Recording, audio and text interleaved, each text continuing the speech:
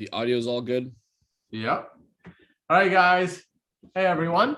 Welcome to another episode of On the Record with your host, Tone Vays, where we are doing really cool interviews with sponsors of the Unconfiscatable conference. And for the second year in a row, I'd like to welcome Bobby Lee as a sponsor of Unconfiscatable with the Ballet wallet. Bobby and I go way back. How you doing, Bobby? I'm good. Good to see you, Tone, this evening. Awesome. You look amazing as usual. Yeah. Bitcoin is going through a bit of a dip, hence I'm going to wear this shirt for a little bit. And what part of the world are you these days? So I'm currently in Shanghai. I've been here for a few months, and I'll be back in Las Vegas next month in mid-February.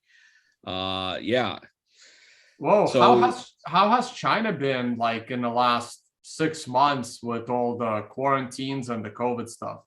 Yeah, it's been actually good. China has a very different philosophy in terms of approach with COVID. It's I'm not sure if it's right or wrong, but they do a zero COVID approach. So they don't want to allow it to circulate freely in society. And but I think they do mass testing and quarantine lockdowns if there's ever a case to make sure the COVID gets snuffed out. And then of course they have very strict border control so that they make sure the COVID doesn't come in to the borders through the borders. Yeah, so it's been good and bad, right? So society is open, everything's normal, movie theaters, shopping, dining, everything's normal. But on the occasion where there is a COVID case, then the neighborhood and or the residential complex could get locked down, or even the city could get locked down, depending on how it spreads. And as you know, Beijing is hosting the Olympics, the Winter Olympics, which is starting in a few weeks. So they have their own little Winter Olympics bubble to make sure all the people going into and out of the Olympics stay in a separate quarantine bubble, so to speak. Yeah. Whoa, yeah, anyway, we're not going to talk too much about COVID, but yeah, that's pretty interesting. And you're not going to have a problem getting out and traveling over to the US? Yeah, no, I won't have a problem. I mean, as an American, I can come back to the US anytime I want. I think I need to get a COVID test, 24, 48 hours before the flight. That's the only requirement. Yeah. Gotcha. All right. Well, looking forward to seeing you at Unconfiscatable and playing some poker with you once again. Bitcoin poker. It's a Bitcoin denominated poker tournament, right? Yeah. So, Hey guys, I'm going to go to screen share. This is our conference, and here are the sponsors. There's Ballet. You can click on this website and check out the product Bobby and I are about to talk about. It's going to be an awesome event. He was there last year. When you go to the website, there is a video playing right there. There will be an image, I believe, of Bobby Lee on stage at some point. And then you can also click on the poker tournament link right there. And there's definitely a picture of Bobby there, which is the next thing I'm about to play.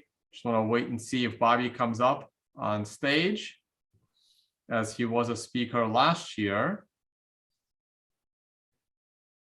Was it 2 years ago? I think it was early. 2 years ago. Yeah, I keep thinking last year because we had to skip a year. Yes, exactly. But yeah, I'm gonna click on the poker link. This is where you register for the poker tournament.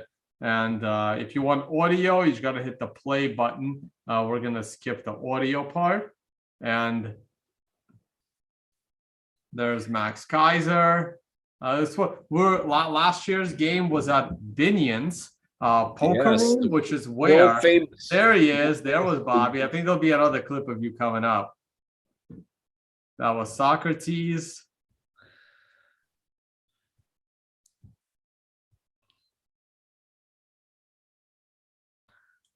There he is. There's Bobby winning a hand. You had a lot of hands against Muzz right there. Those sunglasses. Yeah, this was a very fun tournament. Those interested in playing with us, we're gonna have some bounties as well. I was just talking to Bobby about putting the winnings on the Ballet wallet. Now, of course, if you want to follow Bobby Lee, check out his Twitter. All the links are in the video description. Here is the Twitter handle of the Ballet wallet, and of course, the website. Now I'm gonna cut screen share. I want to show the goodies. This is the Ballet wallet. I have one right here at the house. Also, they have a new product that Bobby's going to talk about. Looks something like this. Bobby's got some more examples, and I'm sure we'll make a little time at the end where Bobby's going to talk about his book. Man, you've done a lot, starting with BTC China, the first Chinese exchange and one of the first exchanges overall. You were there through the blockchain wars, on opposite sides of the war with your brother a little bit. And, was it? No, I don't think so. I don't think I was on different sides. Maybe we had some different opinions. Yeah. But we're on the same team, Bitcoin. Yeah, and for the newer audience out there, Bobby Lee is, of course, the brother of Charlie Lee, the creator of Litecoin and former C-level manager at Coinbase. All right, Bobby, I gave you a little bit of introduction. I don't know if you want to elaborate on any of that. And then you're going to be describing the product you're working on now. And get ready for some tough questions, both from me and from my audience. Excellent. Yes, I'm excited. Happy to be here on this live stream. Haven't done one in a while. And what else? My background, I can't think of anything else to add. Yeah, I've been in crypto. This is going to be coming up 11 years. Coming up 11 years. I joined, started with Bitcoin in early 2011, I think. Over a decade. Wow. It's like, I know. What a roller Time coaster. flies, man. Time flies. Yes.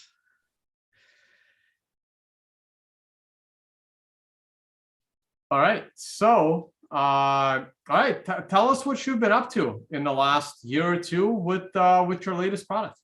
Yeah. So I, as people may know, I used to run BTCC, also known as BTC China. That was the very first Bitcoin exchange in China.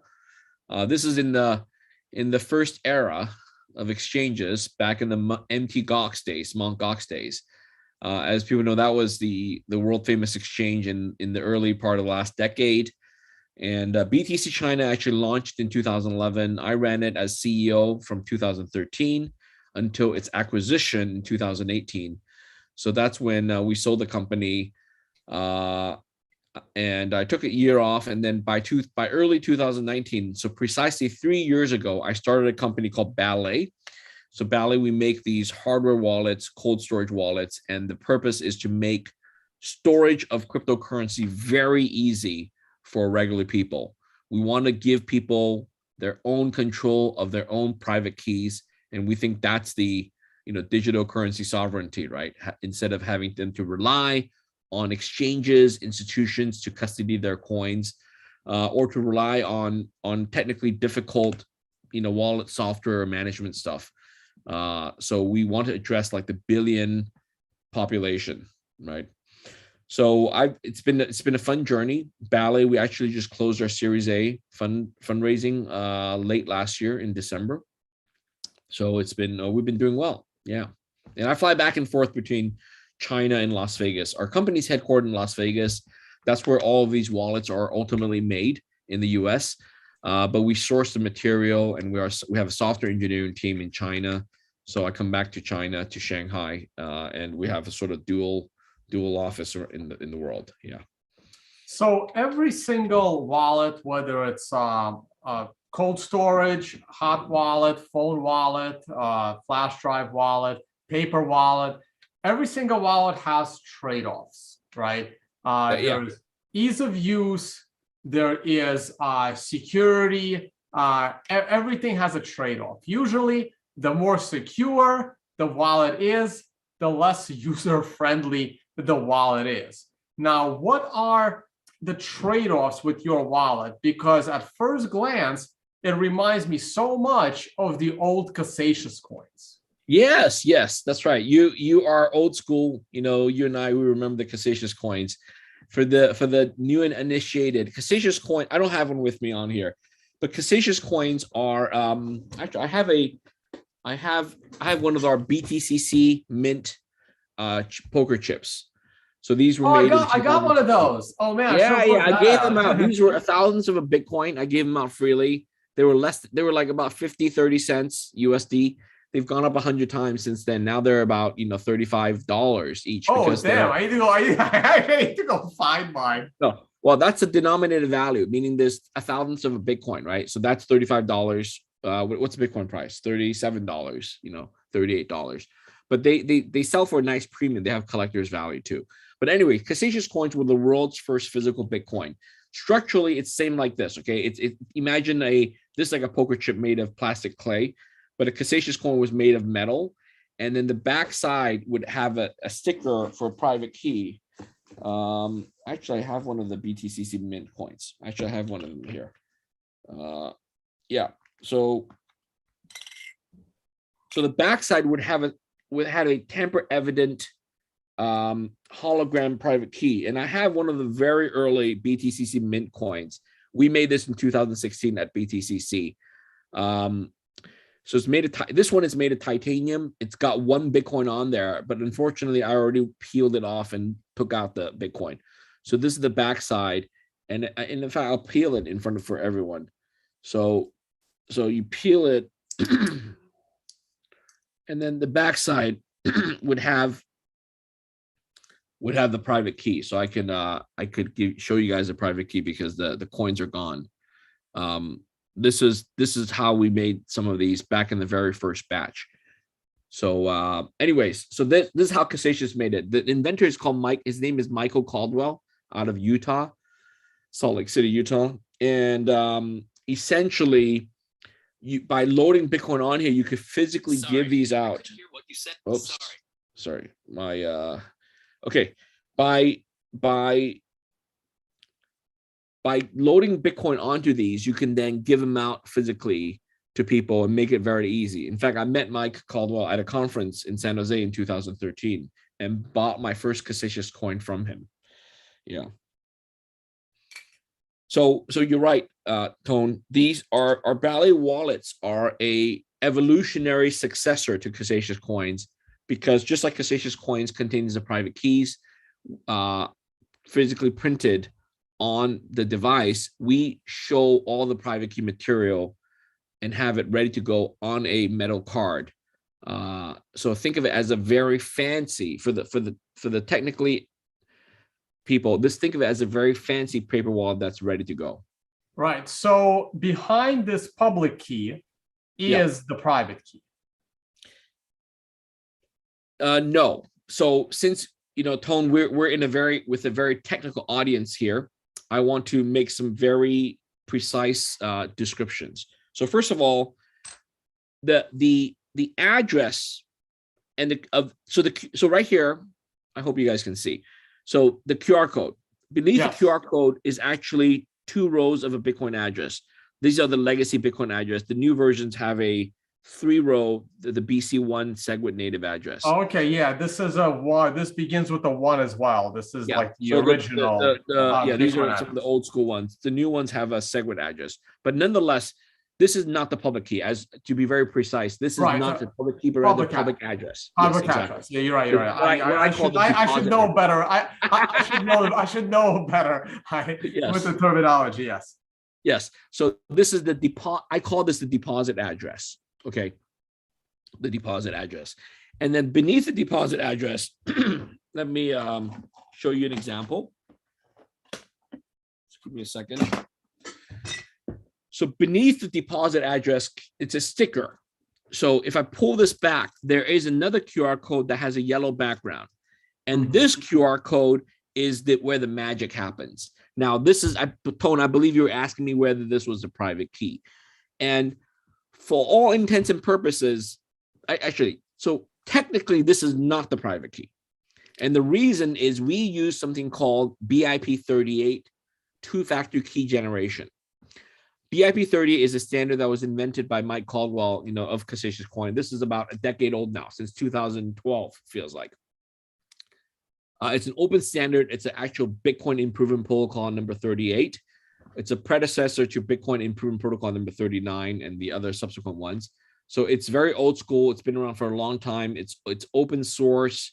It's well vetted, right? It's very secure. No hacks, no breakdowns of the protocol of the standard. And we actually do a two-factor private key approach. So the ultimate private key for the wallet is actually constructed after you mix in two components. So the QR code here in the yellow background, that's actually just one of two components. The second component is the string of letters on the bottom of the card that's laser etched onto the stainless steel, and it's actually covered off by a scratch off. Right, Tone, you have your wallet. You see that scratch? Yeah, I see it. Yep, it's right there. I didn't know that part needed to be scratched off. Got it. Yes, it does. It does. So the wallet would say scratch off wallet passphrase, blah blah blah. So you use a coin, if you have fingernails or a coin or something. I mean, don't use a blowtorch and don't use a knife or anything.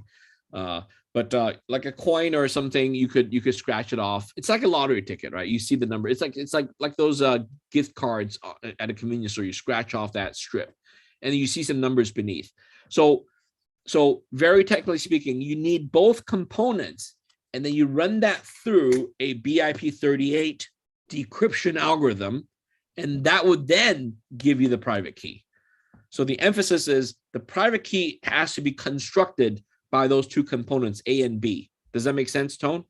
It does. And I'm assuming, and I'm already like thinking one step ahead, that completely different parts of, let's say, your company on different sides of the world print one versus the other. So no single person would have the ability to know them both in combination. That's exactly it. So we are a global pioneer in this approach.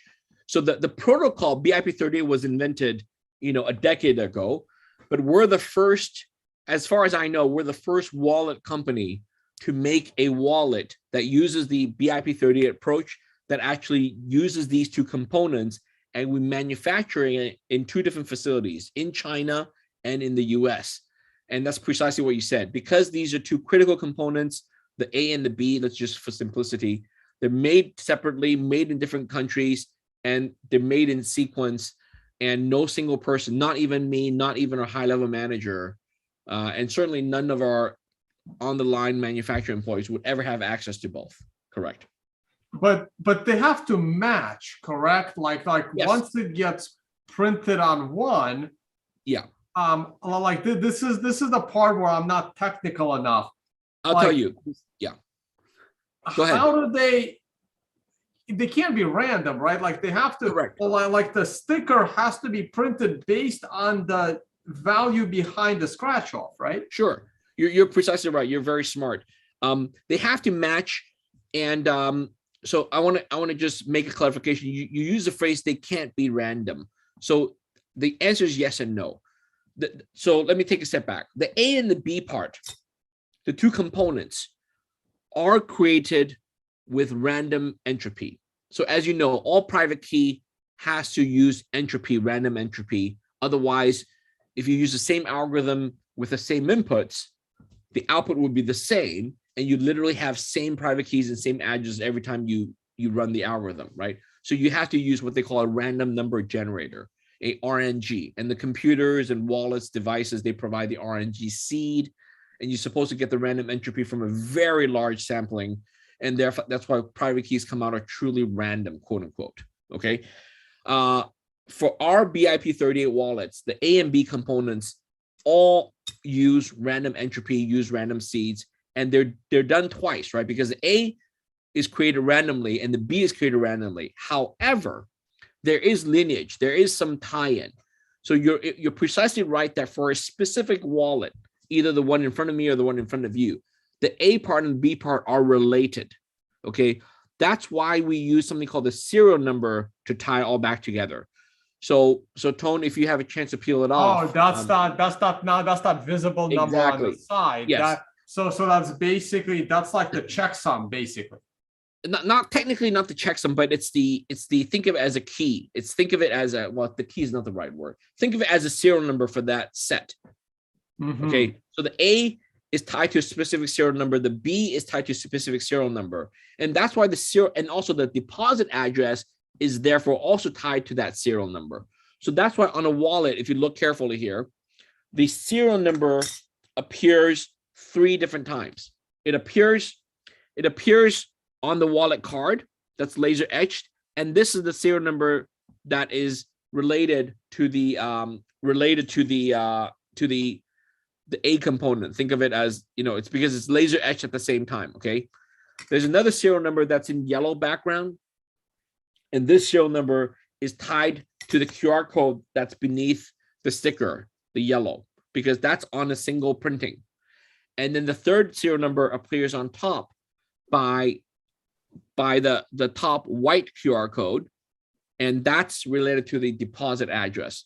So when the wallets are made, all 3 serial numbers are the same, so you're ensured you're getting the data set of the same right system. I gotcha. So okay, so this is why when you print the metal plate, before you stick on part B the QR code for the partial private key, you've already covered up the other part, and the serial number tells the person that is sticking the label on which one to stick.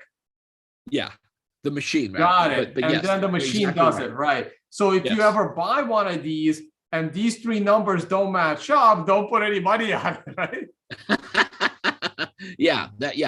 If the numbers don't match up, something's wrong. Something's fishy. Don't put money in there. You shouldn't buy it. It must be fraud. It could be, don't trust. Like they say, right? Trust but verify. If you verified it, it's not good. It's not kosher. Don't use it, right? It's no different than if you buy like a soft drink, and you find out, like a Snapple bottle or a Coca-Cola, and you find out, wait a minute, why is it open? Why is there a hole here? That's fishy, right? Okay, no, but now I have a full understanding as to how all of the keys on this thing are constructed.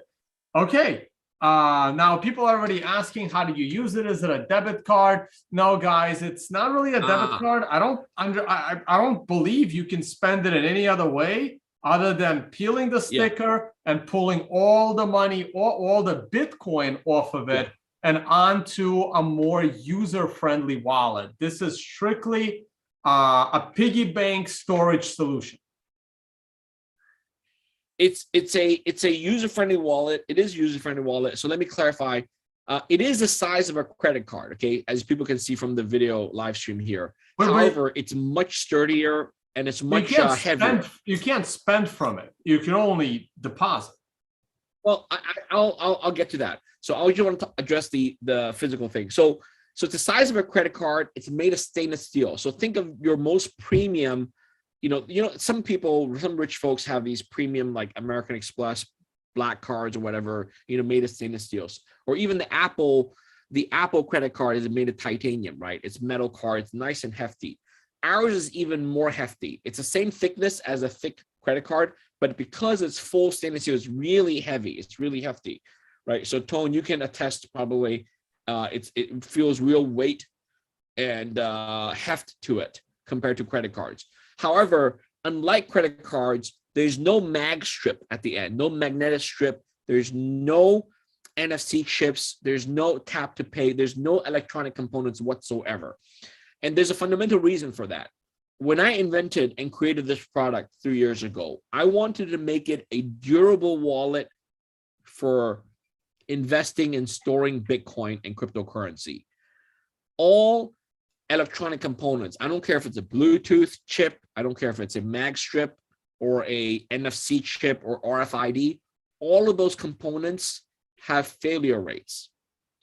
And the worst thing that can happen is you have Bitcoin stored in these wallets for years and years, and only for the components to fail, and you're unable to retrieve it. So that's something that was near and dear to my heart. I refused to take to go down with an approach that's ultimately weak and non-durable. So that's why we embrace old school. It's vision based, right? All the critical components are redundant. The QR code, the address has both the QR code and the physical letter printing in what we call courier font, fixed width, very clear.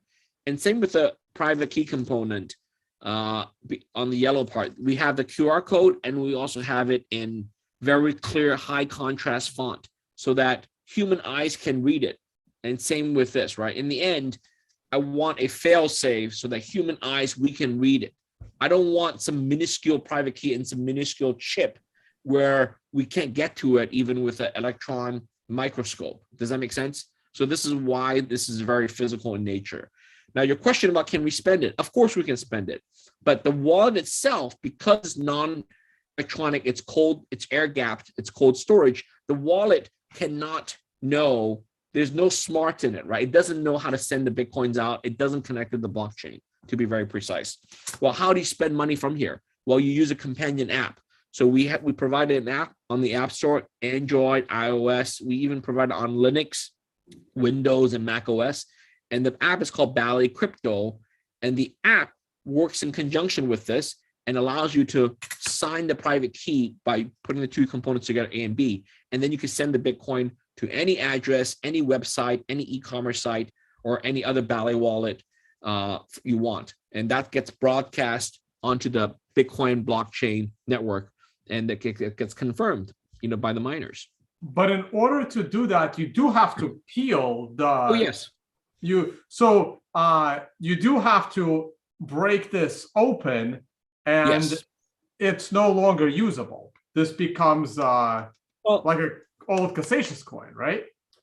I want to clarify that. So a Casasius coin, you're right. If you peel it, you spend the funds out, and then people usually just leave it in the drawer. You can't really use it afterwards. Now with the Ballet wallet, technically it is reusable. Okay, I want to speak about it from a very, very technical and expert perspective.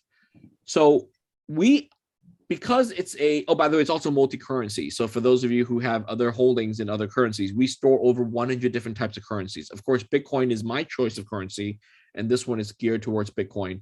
But anyways, so this is a wallet. So you can send a partial amount to an external address, and then the change address, as you know the concept, the change money comes back to this wallet. Same with Ethereum, Litecoin, whatever coins you want. You can send them out partially, or you can send the full amount. So if you don't send out the full amount, the change comes back. So technically you are reusing it, because when the change comes back, don't throw it away, right? Because you could use it a second time or third time or fourth time. And even as the change comes back, you could even add more funds to it by scanning the QR code. And by the way, the QR code, the deposit address is Bitcoin. But if you want like Ethereum, you want Dogecoin, you want Zcash, you could use our app, right? Use a Ballet Crypto app to get the deposit QR codes for all of the other coins, over 100 different types of cryptocurrencies. And we even store NFTs. So all of your NFTs, I don't care if it's a CryptoPunk, Bored Ape, you could get them onto these Ballet wallets and put them offline in cold storage, so to speak. Okay, so it is reusable.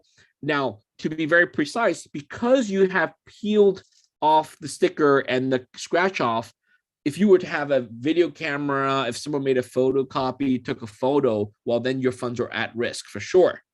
But if you have good ops security, OPSEC, then you could do it. By the way, this quarter, we're going to provide a offline air-gapped signing method. So you could even do this air-gapped signing where the private keys are never constructed on an online device. So this is truly cold storage, truly air-gapped, right? That's a highest level of security. We will have that software update later this quarter. So back to the point, you can still reuse it. But again, something about Bitcoin we know is, from a very technical perspective, we do not promote address reuse, right? Address reuse is frowned upon.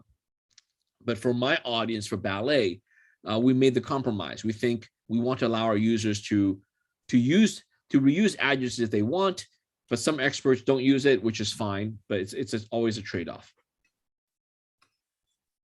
All right, that's interesting. So the QR sticker that is under the public address, yes, after you peel this, can you Yes. then, after you scan the one underneath and Yes. you got it inside your app, along with the scratch off, can you then also peel the inside one and say hide it in your safe?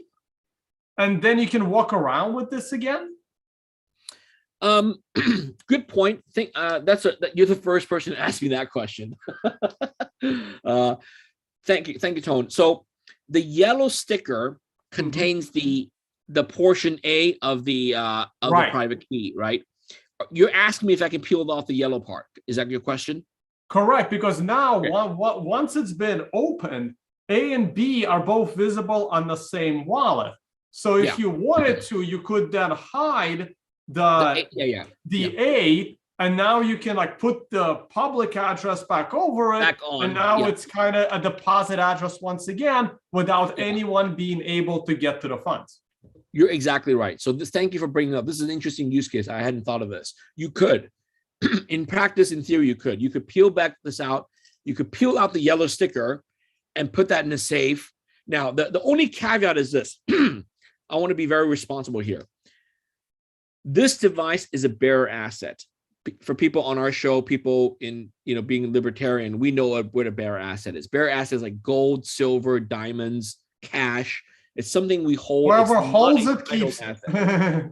Yeah, exactly. It's a bearer asset, meaning there's no account registration. There's no third-party authority telling us who this belongs to.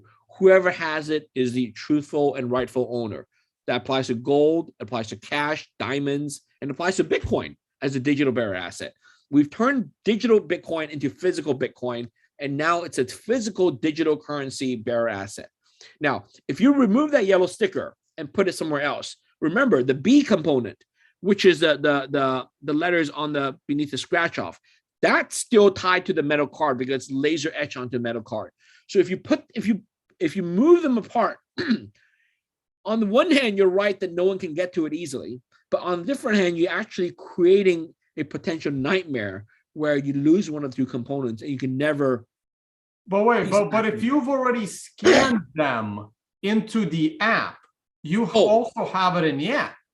No. So I want to clarify that.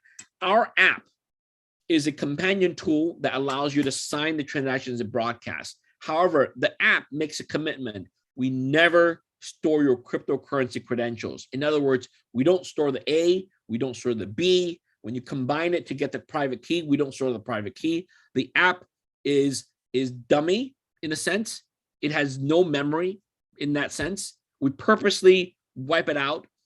And it's for security reasons, right? We don't want the app to remember the But you do need the app to send funds off the device. You do. So just remember, you have the app can be used as a signing tool to combine the A and B to create the private key to sign the transaction and broadcast the transaction on the Bitcoin network. But you should Once that's done, the app you should also be able to do that with a different tool, right? Because it does use a standard. So it doesn't have to be your app. Like if your app gets removed from the store, people can do this with like on a computer with other tools.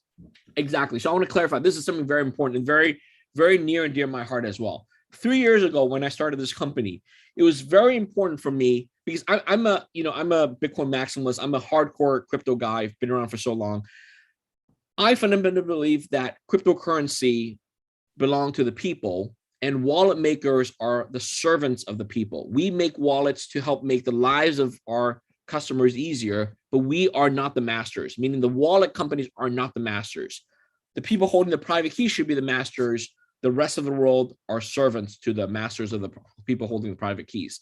Now, what I'm trying to say is this. We purposely chose an open standard, BIP38, to make these wallets because I don't want to use a proprietary standard where Ballet holds the upper hand. Ballet is a servant to the community.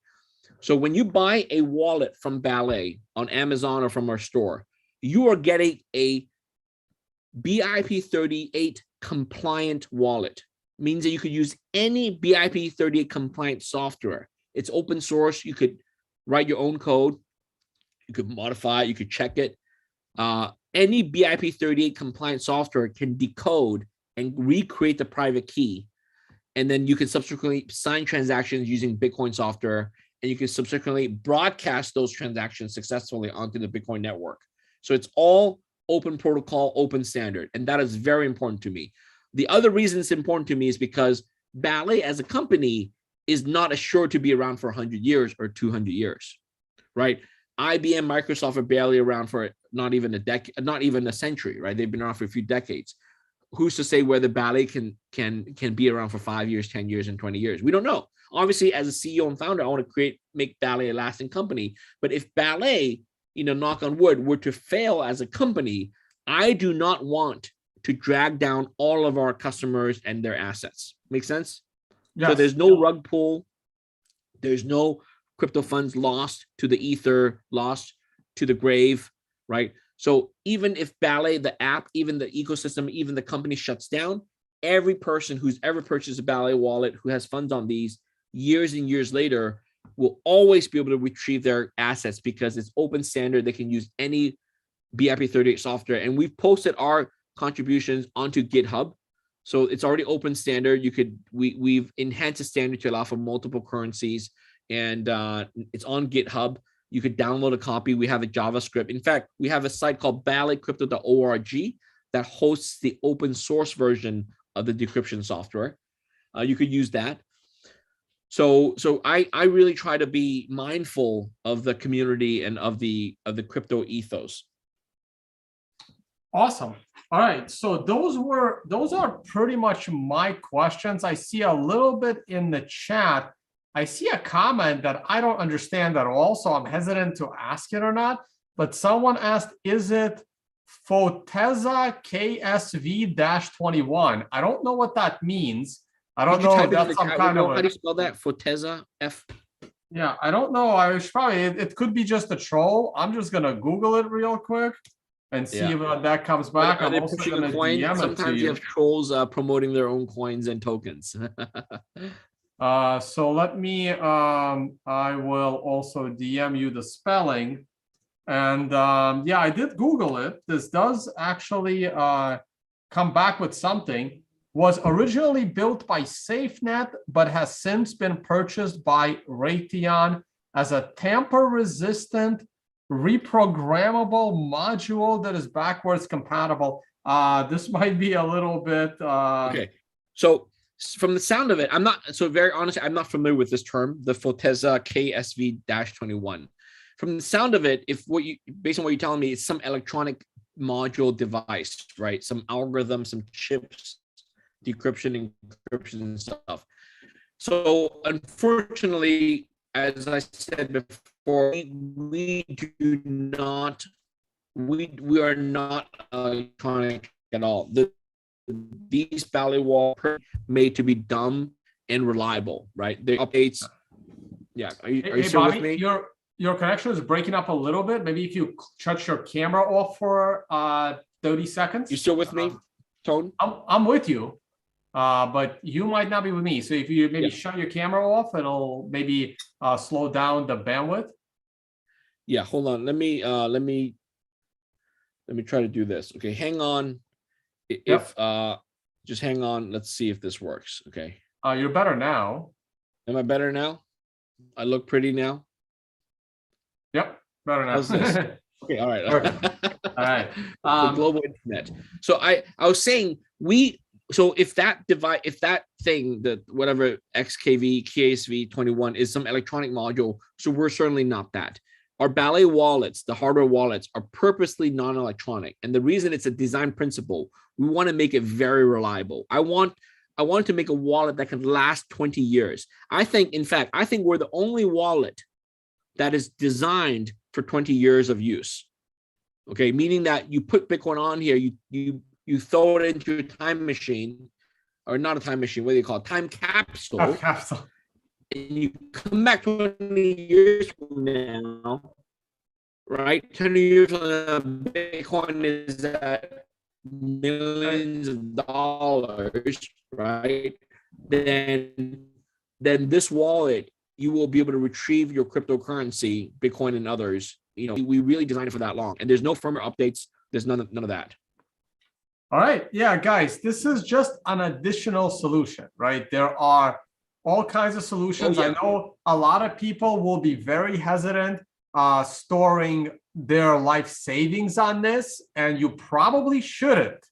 Now, there are other solutions for that you may trust better, but I do think this is a pretty cool solution, and we will be using this solution to give out the winnings of the poker tournament, because it is very, very simple. We can just load it right up on the public key that is visible, and then those that receive this can now save it at home as a souvenir if they trust it, and hopefully they trust it.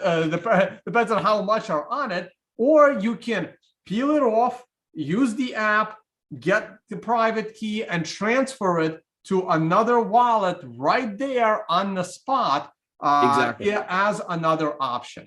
Okay. Exactly. So, the most important option, the most important thing about this wallet, like Tone said, very importantly, we made a new wallet for the market, for the community, and to give choice to people, right? We're not forcing the whole community to use Ballet. We're not saying this is the only solution you have, right? But what's compelling about this wallet, aside from all the technical stuff I explained, is that this is the world's only wallet that is ready to go, meaning there's no setup. Literally, you buy this, you open it in the packaging, you can use it right away. So it's really suitable for newbies, for no coiners, for your friends and family, and it's great for gifting. Because now, for the first time, you could load Bitcoin onto this wallet and give it to someone without having to interact with them and asking them for a Bitcoin deposit address. Right? You could give it to them.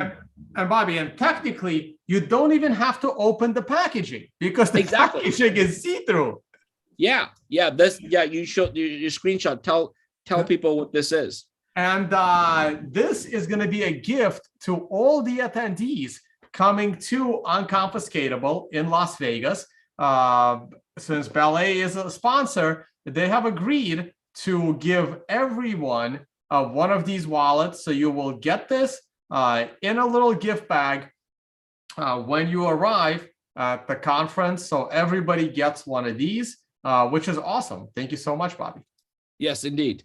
So these are great for gifting. So if you want to load Bitcoin on here, give it to someone, the upcoming Valentine's Day, give it to a date, give it to your boyfriend, girlfriend, give it to your parents, give it to your siblings, gift Bitcoin, for Christmas holidays. We had a lot of sales. People were using Ballet for gifting crypto for the holidays. This is really fun. And I love sharing Bitcoin. When I go to events, when I go to meetups, when I go to conferences, I always give out Bitcoin. Now, these days, it's no longer one Bitcoin, but it is fractions of a Bitcoin, which has, I've given her, I need to count how much I've given away, but all the Bitcoin that has appreciated, it's really gone up in value. Yep. And of course, Bobby Lee will be participating in the poker tournament. Please register at the unconfiscatable.com website. Here is our conference website. You can click on the poker tournament in the menu, or right here. What's a buy-in for the poker registration form right there? So again, Bobby? What's a buy-in? Tell people what's a buy-in amount for the poker tournament. Yeah, well, the buy-in is right there. It is 0.01 Bitcoin. It's not expensive. It's only about, $370 as of right now. So it's not too expensive, and all the entry fees will be given out in prize money. All right, Bobby, we have a few more minutes, so I'm going to talk about your other product, which are these pre-denominated Bitcoin cards. There have been several attempts to do this. I can name a few companies, but what makes yours different?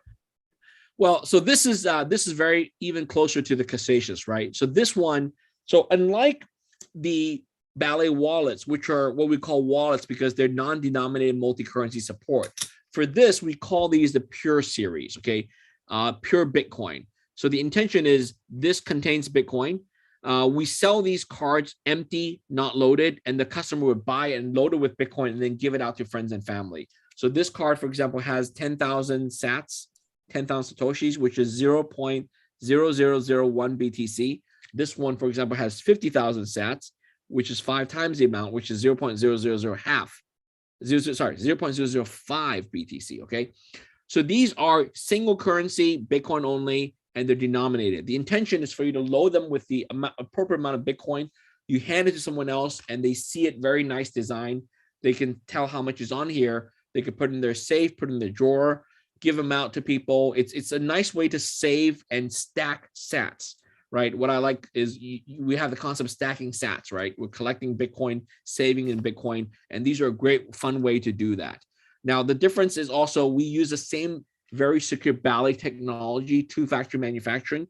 So we have the sticker and we have the passphrase in a strip, and then they're made in different locations and very secure and very easy to use. We've made an improvement so you can just scan the QR code with any phone camera and you can get a web page. It shows you how much is loaded in there. It shows you the value. And in case it's empty, when you first buy it, it's empty. It'll even show you the deposit address so you can load Bitcoin in there.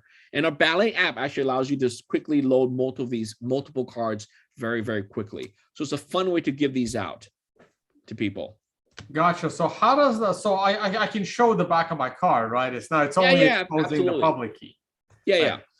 So by showing, just to clear with everyone, just like before, when you show the back of the card to the audience, no one can steal your crypto, right? It's still, the crypto is still on the card until you have physical access. You cannot steal it. But what people can do is they can scan that with their phone camera. They can scan it with the Ballet crypto app, and then they can see the amount of Bitcoin that's loaded on there. In fact, if you hold up for a moment, I'm going to try to scan it. Yeah, because I actually have no idea if this was loaded or not. Yeah. Hold it up. I'm going to scan it. Oh, done. See, I just scanned it, and here we go. On my app, it shows the device, and it shows it's loaded. Yeah, it's loaded. I'm going to put in US dollars, and here we go. Your serial number is, what does it says? 004113, and the value, it has 0.0001 BTC, and the value is $24. No, $4. $4. About $4. All right. $4. You know, cool. It's about $3.70. Yeah, 1/10,000th of a Satoshi. Oh, 1/10,000th of a Bitcoin, which is 10,000 sats. Right. So people could load more to this address, of course. Yeah. But then it's not going to match the amount on the front. Exactly. So because it's decentralized, permissionless, we as a company cannot stop people from loading more or loading less, right? So it's a very fluid situation. But on this, so is this the scratch off area for the Yes, it is. Fact that it's up there. Okay, yes, up there. Yeah. Okay. So the back of the card works the same way. All right. Very, very cool. And finally, let's talk about your book. You clearly have way too much time on your hands. This is my COVID project. So during the lockdown in 2020, I finished writing the book. I started this project in 2018 after I sold my company. I've been wanting to write a book on Bitcoin to introduce Bitcoin and cryptocurrency to the mass audience. And it kept being dragged on. But finally, in Las Vegas 2020, I pulled it together to finish the book. It got published last year. So very excited. And it's done pretty well. It even reached the bestsellers list for Wall Street Journal. And it's called The Promise of Bitcoin. The idea is to introduce Bitcoin to the casual audience, to new people. And I'll be very brutally honest. It's only about Bitcoin. I don't talk about altcoins. I don't talk about blockchain. I don't talk about NFTs or DeFi. It's really a Bitcoin book because Bitcoin is a fundamental building block for all of the crypto industry, for the whole ecosystem. So I firmly believe you have a strong understanding of Bitcoin as an underlying cryptocurrency for you to understand the more advanced concepts, whether it's DeFi, NFTs, whether it's all the decentralized stuff that's going on in the metaverse and all that. That all comes back to the root, which is Bitcoin from 13 years ago. All right. Yeah, I see questions in the audience. Guys, come on. We discussed what happens if the app stops functioning. They're using an open source standard, so you can still recover the funds. And a lot of people are still, concerned that, you or your company is storing everybody's private key to Okay, one day. let me talk about that. Let's talk about Yeah. Let me just preface it with this, right? Everyone was also concerned about Mike Caldwell's Cassacious coins. He made over 10,000 Cassacious coins, over one Bitcoin, on average, one Bitcoin each, right? So there, at one point, there were over 10,000 Bitcoin in Cassacious coins. And Mike Caldwell literally printed out the private key himself. Yes, and that's right. Stuck it in the back of the coin. And to this day, there has not been a single proof that he scammed a single person off of the Cassacious coins, right? And he had 10,000 that he could have done, right? So it does come down to a reputation of a person and a company. Absolutely. And Bobby's been around as long as Michael Caldwell, since about 2011. Maybe he was in there like 6 months before you. Correct. So yes, Bobby, you will. I mean, there's no choice, right? You kind of have to trust him a little bit on this one. That I mean, there's no other way to say it, but there is some trust involved here. But as Bobby explains it, every wallet involves some form of trust. Yeah. Let me talk about this very intentfully, and let's have a very serious and solemn conversation about trust and wallets. Okay. So I have in front of me two other hardware wallets. One is called Ledger. One is called Cool Wallet. These are all in unopened boxes. I have them here because no one wants to use them. Okay. But more seriously, any wallet you use, I don't care if it's Ballet or any of these guys, you have to fundamentally trust the technology and trust the company. Because if the company and the people behind the company are evil and willfully scammers, then you are screwed. Let me say that one more time. If there's intent to defraud customers, then no technology can be trusted. Does that make sense? So I don't care if it's the highest security electronic wallet, the latest model. If the people behind the company is willfully trying to scam you and screw you, you're going to be fooled and you will lose your coins. Because what happens is they could build backdoors into these devices. They could build alternate firmwares. They could build special ways to do the key generation. So people say, oh, with other electronic devices, I generate my own private keys. That is absolutely false. No one using a wallet, I don't care if it's a MetaMask software wallet, Token Pocket, or a Ledger or a Trezor. No one uses a wallet that actually they get to generate the keys themselves. All they do is they press a button and the key generation supposedly happens after they press a button using random number entropy from the computing device at the time they press a button. But in the end, it's always the device and the firmware and the software that generates a private key for you and gives you a corresponding deposit address. How Ballet does it differently is, yes, we generate the private key entropy material for you, and we put in the A and B components. We pre-manufacture this for you. So the difference is we do it for you before you press a button versus these guys doing it for you after they press a button, after you press a button. Does that make sense, Tone? Yes. So it's a difference in timing and not a difference in who does it for you, because you are fooled if you think that you generate your own private keys on these devices. It's absolutely not true. You never generate your own private keys.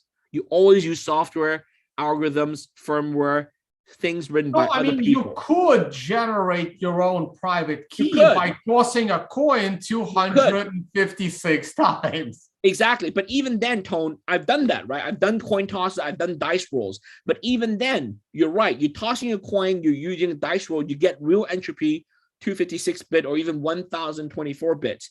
But in the end, you have to use algorithm to compress that random string of bits into a cryptographic condensed private key and then convert it to an address that's recognizable by the blockchain. So that takes algorithm. And as far as I know, I have not met a single person who can write that algorithm from scratch without consulting external references. Does that make sense? Yes. And you're saying that external reference could be as corrupted as potentially your company. Exactly. So it's a choice. Do you want to choose to trust these companies in open source software? And for most people, the answer is yes. And for the really paranoid, you might say no. Well, if you're really paranoid, you say no, that's fine. I don't have to have you as my customer.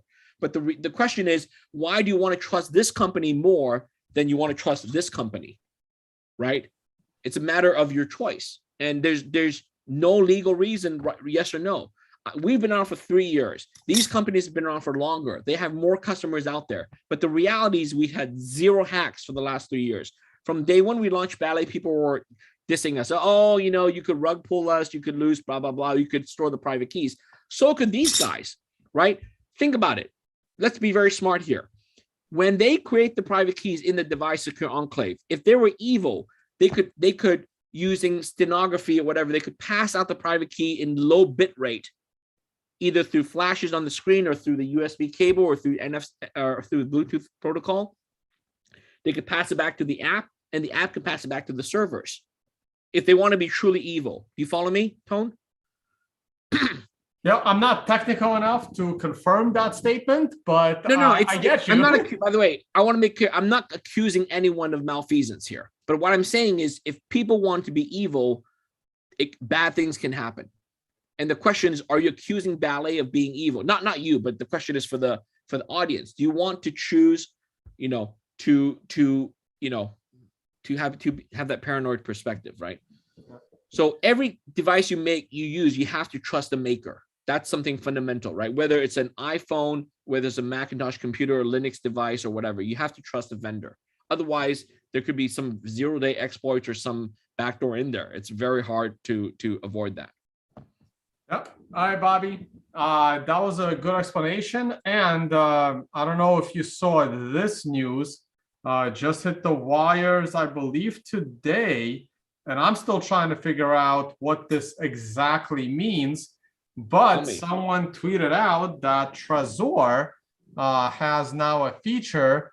It says an automated way of sharing proof that a user owns a private cryptocurrency wallet when transacting with a regulated exchange in Switzerland is being integrated by hardware wallet Ledger. Developed by crypto startup 21 Analytics, the address ownership proof protocol, which also works with wallets like Bitbox and Edge. I got to talk to Paul Pui about this because I kind of like Edge.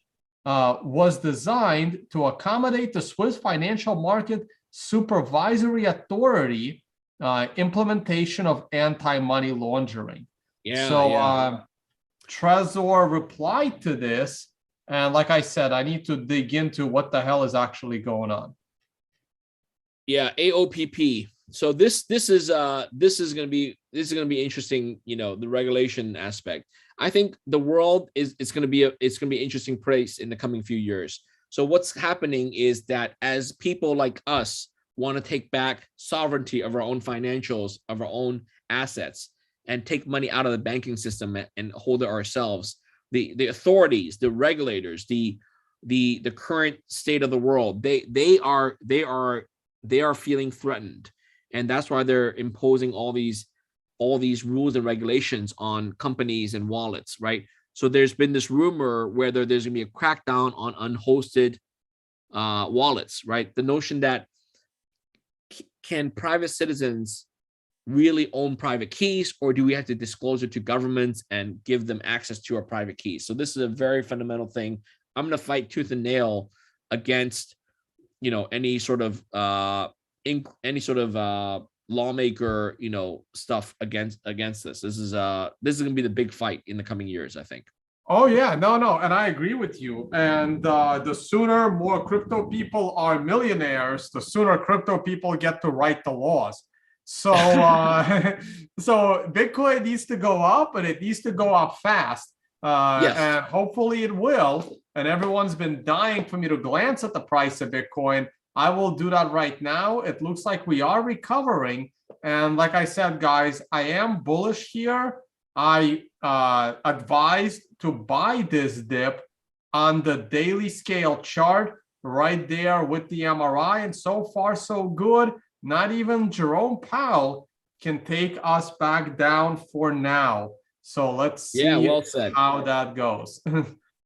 Yeah, buy the dip. So I've done that. I want to tell people I've done that. I've been buying, Bitcoin peaked out in 69,000 in November, and it's come down a lot. And I've used every opportunity to buy more Bitcoin, and I'm pretty happy sitting on more sats. Yep, excellent. All right, Bobby, we're gonna go ahead and let you go. Any closing thoughts? That's it. I'm looking forward to the conference, Tone. This is very exciting. Las Vegas, my hometown, and looking forward to playing poker with you guys. I think you mentioned we're going to do a bounty, right? So people can get a bounty in Bitcoin when they bust out fellow opponent players. Yeah, we're gonna think of something creative there. And you guys are gonna have a great time. Sign up for the poker tournament. It's 100-player maximum, and we still have some room. So definitely check out the website, unconfiscatable.com. All the links are in the video description, including Bobby's link and the link to his book on Amazon and Ballet.